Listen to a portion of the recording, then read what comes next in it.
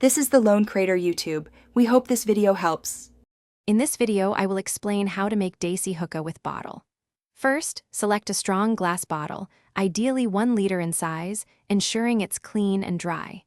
Next, gather essential tools, a sharp knife or drill, aluminum foil, and a small rubber grommet.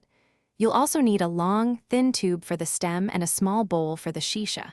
Finally, have your preferred shisha tobacco and quick-light charcoal ready to go. Now, let's create the base. Using a drill or sharp knife, carefully make a hole about 1/2 inch in diameter near the bottle's neck. This hole will house your downstem. Insert a long, thin tube, like a pen casing or metal pipe, through this hole. Make sure the tube extends into the bottle, reaching approximately 1 1/2 inches from the bottom. This ensures proper water filtration.